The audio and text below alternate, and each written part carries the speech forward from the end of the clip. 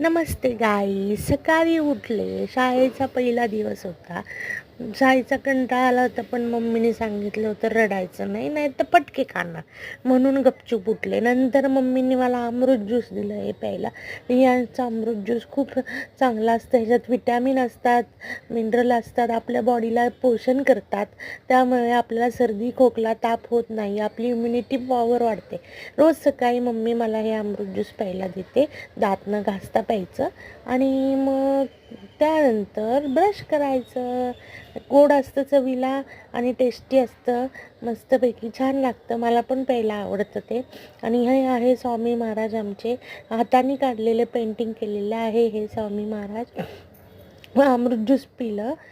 अमृत juice पिऊन झाल्या मम्मीने ब्रश करायला दिलं. छानपैकी ब्रश करून मस्तपैकी स्वच्छ ब्रश करून मग मी शाळेची तयारी करायला निघाले. शाळेतनं थोडा कंटाळा आला होता, पण आपली स्माईल दिली पाहिजे, नाही तर मम्मीची खाली वासुदेव आला होता. खूप दिवसांनी वासुदेव आला. पहिल्याच दिवशी वासुदेवचं दर्शन झालं छानपैकी. शाळेत जायच्या आधी मस्त पावसाचं वातावरण होतं आणि वासुदेव खाली आलेला होता. छान विठ्ठलाची गाणं म्हणत होता, वासुदेव आला वासुदेव आला. मस्त ऐकायला छान वाटलं. त्यानंतर मस्तपैकी शाळेचा नवीन ड्रेस घातला, देवाच्या पाया पडले मस्त गजानन महाराजांच्या, स्वामींच्या. आणि मम्मीने मला स्वामी समर्थांच्या पाया पडायला लावलं आणि पाया पडून मग मी शाळेत जायला तयार झाले.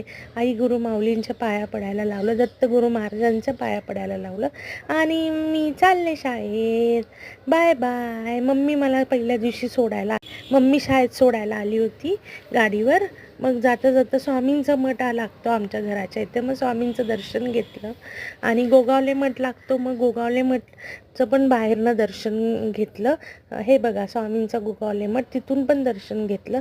आणि त्यानंतर फायनली मी स्कूलमध्ये पोचले. आणि हे बघा स्कूलच्या बाहेर असं वेलकम करण्यासाठी डेकोरेशन केलं होतं.